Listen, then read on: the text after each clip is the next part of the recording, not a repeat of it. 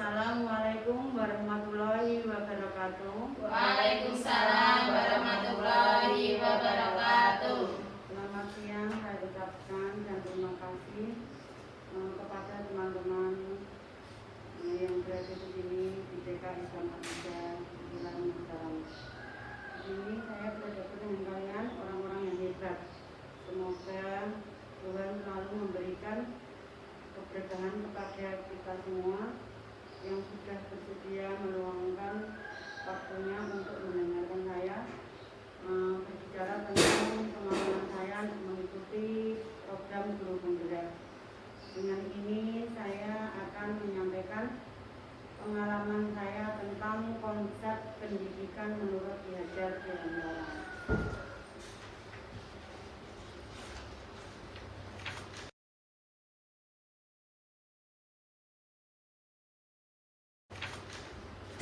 Ki Hajar Dewantara itu Raden Mas Suwardi nama aslinya. Lahir di Yogyakarta pada tanggal 2 Mei 1889 dan dibesarkan di lingkungan Kota Keraton Yogyakarta. Tokoh nasional yang perannya cukup penting dalam mengawali jejak pendidikan di Indonesia. Semboyan sang guru yang sangat populer di kalangan masyarakat adalah ing ngarsa sung tuladha, ing madya mangunkarsa tutburi handayani.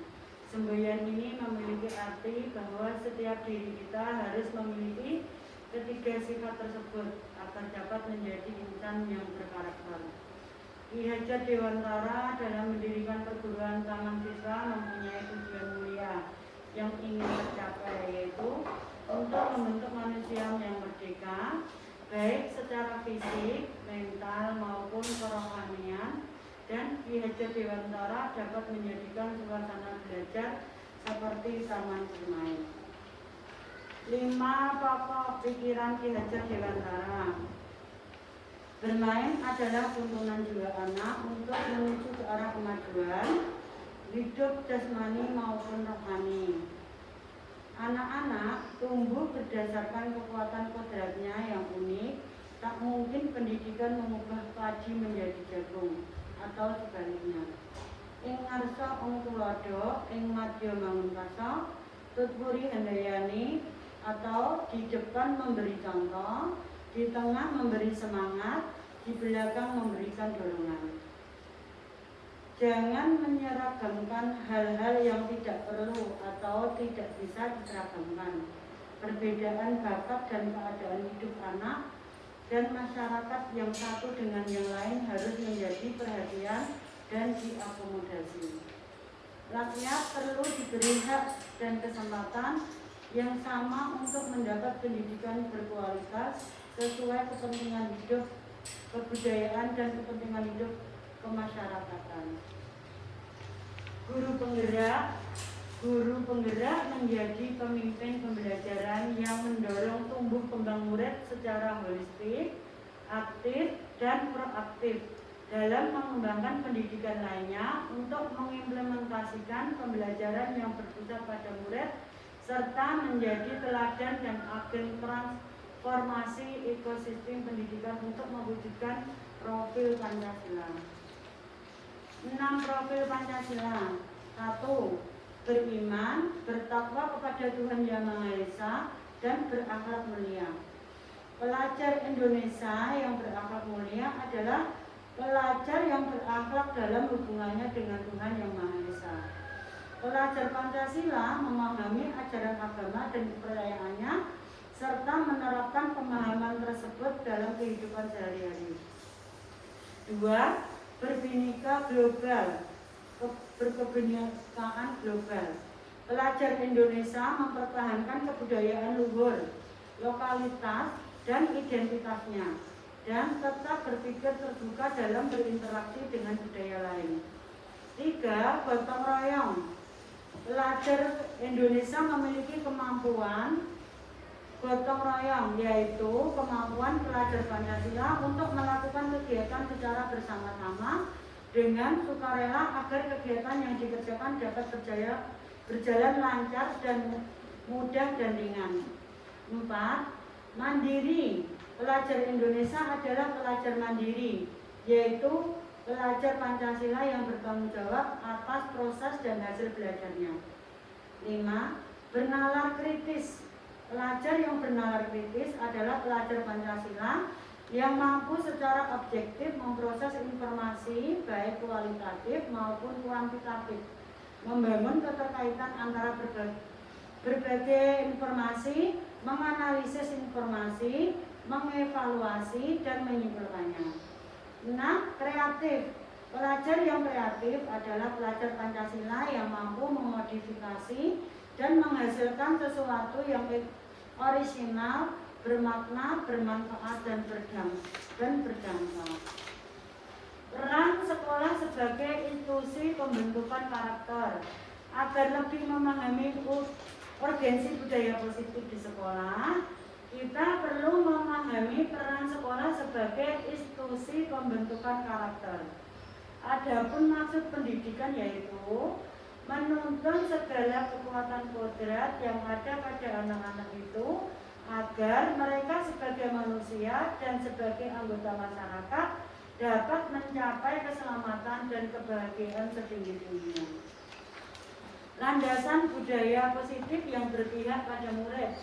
Yang dimaksud dengan budaya positif di sekolah ialah nilai-nilai, keyakinan-keyakinan, dan kebiasaan-kebiasaan di sekolah yang berpihak pada murid agar murid dapat berkembang menjadi pribadi yang kritis, penuh hormat, dan bertanggung jawab. Dalam mewujudkan budaya positif ini, guru memegang peranan sentral. Guru perlu memahami posisi apa yang tepat untuk dapat mewujudkan budaya positif baik lingkup kelas maupun sekolah. Selain itu, pemahaman akan disiplin positif juga diperlukan karena sebagai pamong, guru diharapkan dapat menuntun murid untuk menjadi pribadi yang bertanggung jawab. Contoh budaya positif yang ada di sekolah. 1. Guru dan murid saling menyayangi. 2. Dengan teman harus saling menyayangi. 3. Datang ke sekolah tepat waktu. 4. Ke sekolah tidak ditunggu orang tua. 5. Membuang sampah di tempat sampahnya dan sebagainya. Posisi kontrol guru. Penting bagi guru untuk memahami bagaimana guru harus memposisikan diri saat berhadapan dengan murid. Oleh karena itu, dalam sesi ini kita akan mempelajari lebih dalam dengan melakukan refleksi. Guru seperti apakah kita selama ini? Dalam komponen kelas, posisi guru dapat dikatakan sebagai penggerak utama. Hal ini mewujudkan juga adanya kontrol guru dalam proses belajar mengajar. Yaitu 1. Posisi ada tindakan, perkataan, akibat, pola perilaku, motivasi yang berkembang. 1. Guru sebagai penghukum, misalnya dalam tindakan memarahi, mengkritik, menyakiti, melakukan tindakan kekerasan. Yang kedua, membuat rasa bersalah dalam tindakan mendiamkan, menceramahi, membuat rasa bersalah. Guru yang ketiga sebagai teman, yaitu membuat pemakluman. Yang keempat, guru sebagai pengawas, memantau dan mencatat. Yang kelima, guru sebagai manajer, bertanya dan membuat kesepakatan. Dalam posisi perkataan, misalnya dalam penghukum, kalau kamu bapak atau akan. Yang dalam membuat rasa bersalah, bapak atau ibu kecewa sama kamu. Kalau orang tuamu tahu bagaimana? Seharusnya kamu tahu. Kalau dalam sebagai guru, sebagai teman, dalam perkataan, lakukan demi bapak ibumu. Sebagai guru pengawas, kamu sudah tahu aturannya kan? Sebagai manajer, apa sebenarnya harapanmu? Posisi dalam akibat, satu, guru sebagai penghukum, murid tidak peduli dengan gurunya atau tugas sekolahnya. Sebagai guru rasa bersalah, murid merasa atau nakal. Sebagai guru teman, merasa guru adalah teman yang bisa memaklumi kesalahannya. Sebagai pengawas, murid mempertanyakan konsekuensi perbuatannya. Guru sebagai manajer, apa yang bisa saya lakukan untuk memperbaiki? Ini posisi pola perilaku. Satu, itu guru penghukum. Perilaku melanggar yang berulang sebagai bentuk perlawanan. Sebagai pembuat rasa bersalah, rasa rendah diri, kurang percaya diri, cemas, dan khawatir salah. Sebagai teman, menjadi teman, tergantung, cenderung menunggu. Sebagai pengawas, orientasi pada ganjaran dan hadiah. Sebagai manajer, disiplin dari dalam diri, yaitu posisi motivasi yang berkembang. Ini sama ya, guru sebagai penghukum, guru sebagai pembuat rasa bersalah, guru sebagai teman, guru sebagai pengawas, guru sebagai manajer, yaitu motivasi ekstrintik, semuanya sama. Hukum dan konsekuensi. Kita mungkin menyimpan pertanyaan, jika tidak ada hukuman, maka bagaimana menghadapi murid yang melakukan pelanggaran atau kesalahan? Mari kita menyamakan persepsi bahwa pelanggaran atau kesalahan adalah kesempatan anak untuk belajar. Jika ditangani dengan tepat, kesalahan dapat menjadi momen yang baik agar anak mengetahui hal tersebut sebaiknya tidak dilakukan lagi di masa mendatang. Anak juga akan lebih bertanggung jawab serta mengetahui bagaimana memperbaiki situasi yang dihadapinya. Berikut adalah cara kita merespon kesalahan agar menjadi pembelajaran yang baik bagi anak.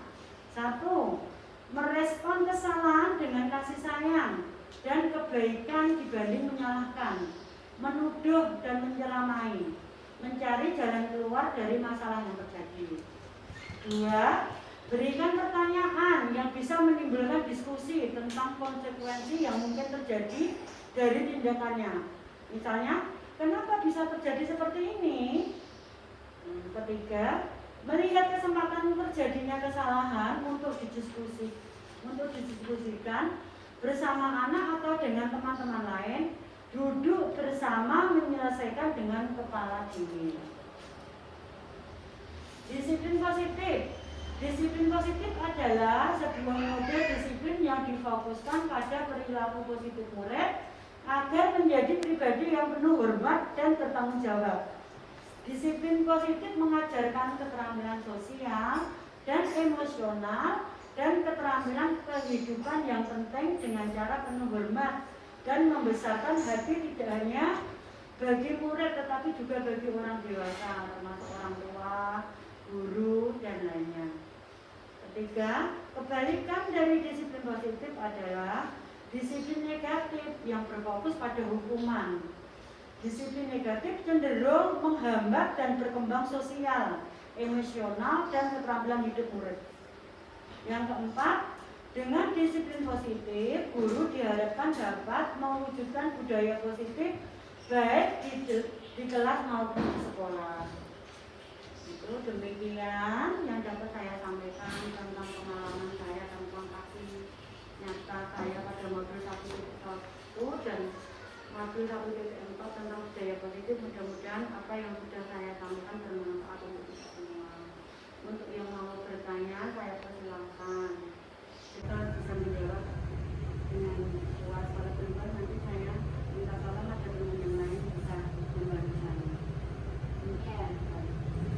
Saya Bunda, izin bertanya ya Bunda ya. Bunda tadi kan sudah menyampaikan pembelajaran yang sesuai dengan ibadah Dewantara ya. Dan yang saya ingin tanyakan itu pembelajaran apa saja yang pernah diterapkan di kelas yang sesuai dengan pembelajaran ibadah Dewantara. Terima kasih Bu Siti Mulia. Ya sini tuh mohon maaf sebelumnya nanti kalau ada kekurangan. Selama ini saya memberikan pembelajaran ya baru tahap ini kolase Bunda. Ini kemarin saya memberikan kegiatan kegiatan kepada anak-anak di kelas saya, kolase menempel ini topi. Ini saya memberikan anak dengan kertas origami, terus ditempel. Ini warna-warni. Di sini ada beberapa penilaian dari seni. Terus dari anak bisa tahu warna-warna juga. Terus ada kerapian. Ada kerapiannya, ada anak tahu warna-warna kertasnya. Terus yang ketiga ini, anak sabar, dengan sabar menempel satu persatu kertas yang kecil-kecil ini, ya, ditempel membentuk seperti ini, Bunda. Ini tugas yang pertama, kolase dengan gambar topi.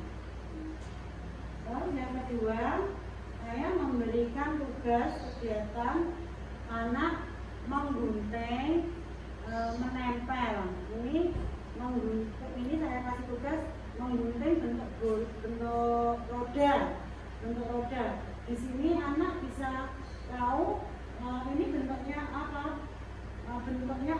lingkaran atau apa gitu. Jadi anak bisa tahu ini kalau roda bentuk lingkaran, membentuk apa, lingkaran atau bulat gitu. Terus di sini anak juga sabar dengan menggunting dengan rapi, terus menempel tidak dengan belepotan banyak lem gitu. Jadi ini dengan penilaian kesabaran anak dan kerapian.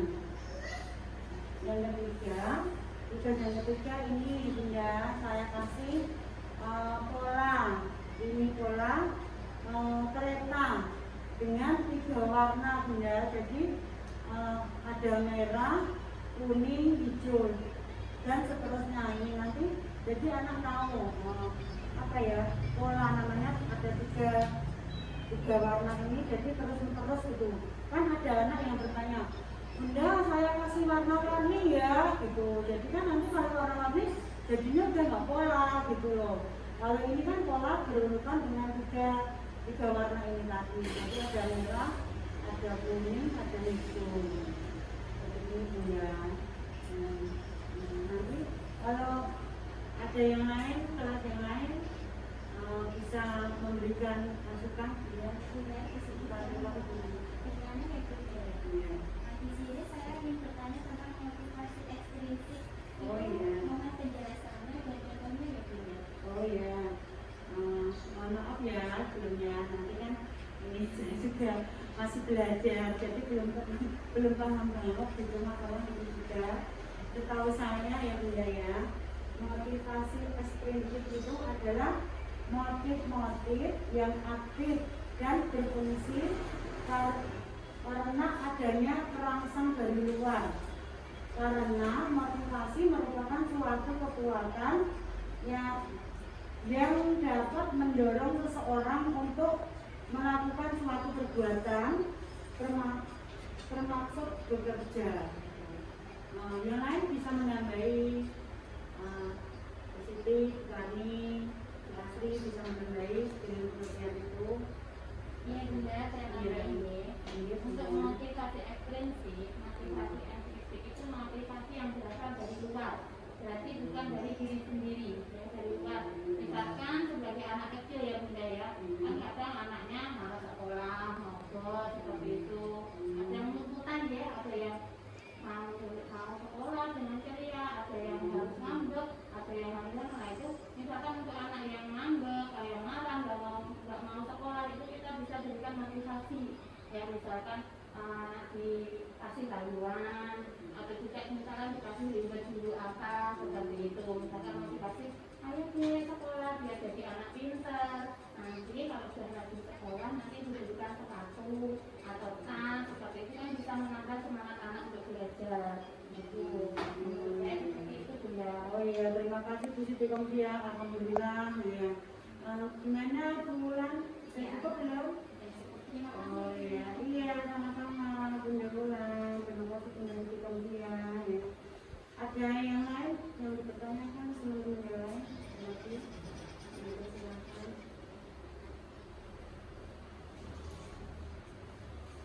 Maaf ya Bunda menambahi. Tadi itu kan dengan menyampaikan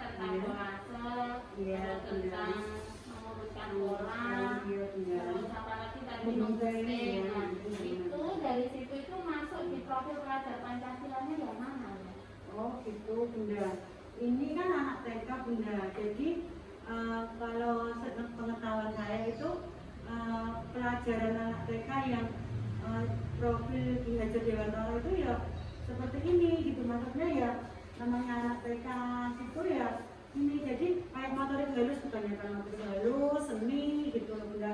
Terus di sini saya menekankan kalau anak TK itu belajar sambil bermain Bunda. Jadi belajar sambil bermain itu salah satunya ini polasang ini kan anak itu apa ya, senang gitu loh Bunda, maksudnya senang nempel-nempel, kayak maunya anak itu apa ya, ini topik, misalnya punya topik itu senang ditambelin apa gitu, jadi kayak belajar sambil bermain, padahal itu sudah termasuk pembelajaran fisik motorik halus Bunda. Jadi ketelitiannya, kesabarannya itu sudah ada penilaiannya di situ. Jadi kalau untuk pola ini anak-anak jadi tahu warna Bunda, jadi dulunya belum tahu warna merah seperti apa, kuning seperti apa, hijau seperti apa. Setelah apa ya, dikasih tahu, setelah dikasih contoh seperti apa warnanya apa gitu, jadi anak senang. Oh ini warna merah ini seperti bajuku ya Bunda ya, warna hijau seperti daun ya Bunda. Jadi itu anak jadi tahu gitu warna-warna seperti itu Bunda. Mohon maaf kalau Ya, terima kasih. ada lagi. Sudah, terima kasih ya Bunda semuanya. Demikian yang dapat saya sampaikan terkait pembelajaran tentang filosofi Ki Hajar Dewantara. Untuk itu saya ingin saran dan kritiknya untuk besok-besok lagi, semoga dalam ngasih pembelajaran anak, dalam ngasih apa itu pendampingannya seperti apa Bu? itu dikasih contoh Bunda. Misalnya kalau anak tangannya pasak usil yang ini misalnya seperti ini dipaskan, jadi gurunya yang dampingi tangannya yang kiri di bawah, yang kanan di atas seperti itu. Terus misalnya kalau kaki itu kan kakinya, misalnya kakinya kan harus di apa ya, disangkut, ditekankan gitu. Karena anak-anak kan biasanya kakinya kan belum pas gitu, jadi guru kan kalau anak laki-laki terutama Bunda itu melihat itu ya diarahkan seperti ini ya, kalau kelasnya nanti kakinya seperti ini, tangannya seperti ini. Kalau anak-anak mau kenanya, kalau perempuan mau kenanya misalnya rambutnya kelihatan, nanti dikasih. Kalau sholat anak soleh kan rambutnya jangan kelihatan ya, seperti itu. Ada lagi? Oh iya, Bunda. Yang di sini kan dalam rangka pembelajaran Pancasila ini ada bernama kritis ya Bunda. Oh iya. Ini contoh penerapan yang diajarkan mereka itu seperti apa? Oh iya. Pelajar yang bernama kritis adalah pelajar Pancasila yang mampu secara objektif memproses informasi baik kualitatif maupun kuantitatif, membangun keterkaitan antara berbagai informasi, menganalisis informasi, mengevaluasi dan menilai.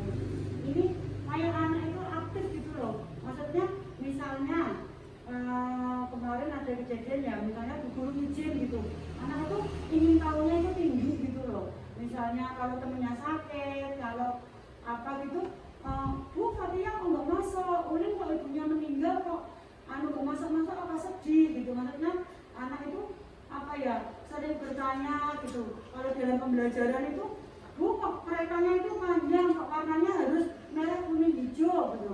Nah aku tahuku itu kereta warna coklat itu Bu, seperti itu. Jadi anak-anak itu sering-sering apa ya, bertanya tapi yang